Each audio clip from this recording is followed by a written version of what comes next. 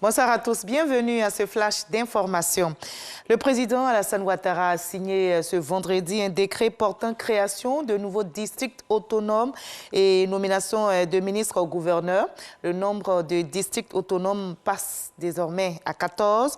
La politique de décentralisation et du développement local se renforce en vue d'un bon suivi et d'une bonne exécution des programmes et des projets. Le ministre secrétaire général de la présidence, Abdrahmane Cissé, dévoile ici la liste des districts autonomes et des ministres-gouverneurs. Nous l'écoutons. Communiqué de la présidence de la République. Suite à la création de 12 nouveaux districts autonomes par décret numéro 2021-276 du 9 juin 2021, en plus de ceux d'Abidjan et de Yamoussoukro, le président de la République, son Excellence M. Alassane Ouattara, a procédé ce vendredi 18 juin 2021 à la signature d'un décret de nomination des ministres-gouverneurs des districts autonomes. Ainsi sont nommés ministre-gouverneur du district autonome du Bas-Sassandra, M. Philippe Légré, ministre-gouverneur du district autonome de la Comoé, M. Pascal Abina Kwaku, ministre-gouverneur du district autonome du Denguélé, M. Gaoussou Touré,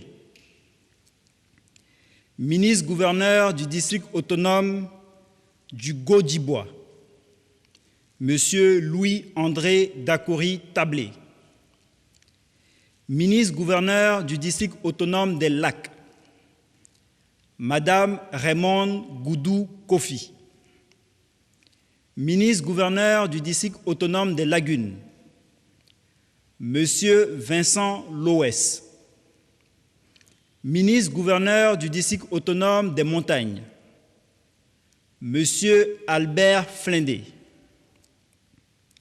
ministre-gouverneur du district autonome du Sassandra Maraoué, Monsieur Mathieu Babo Daré, ministre-gouverneur du district autonome des Savanes, Monsieur Issa Koulibaly, ministre-gouverneur du district autonome de la vallée du Bandama, Monsieur Jean-Claude Kwasi, ministre-gouverneur du district autonome du Worouba, Monsieur Moussa Dosso, ministre-gouverneur du district autonome du Zanzan, Monsieur Souleymane Touré,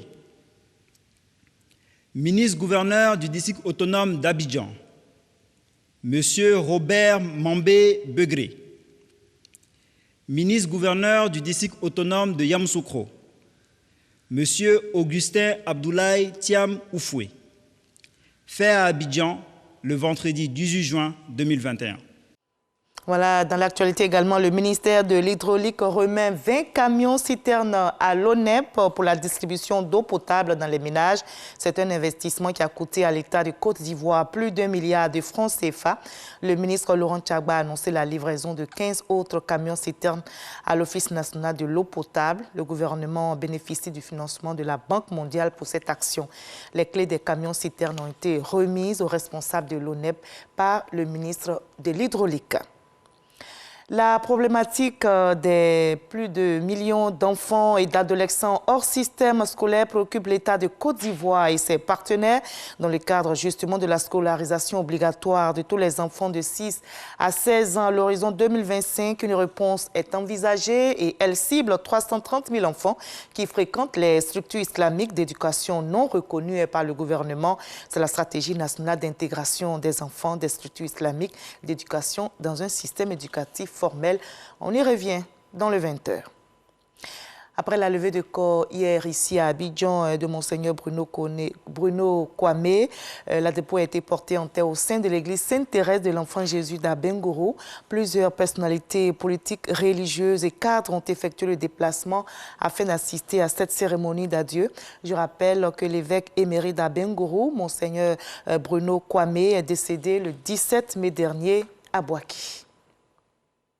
Le groupe nigérien djihadiste Boko Haram a confirmé la mort de son leader historique, Aboubakar Shekau. Il est mort lors de combats avec le groupe rival État islamique en Afrique de l'Ouest. L'annonce a été faite par Bakoro Modou Edi Sahaba, le nouveau chef présumé, dans une vidéo.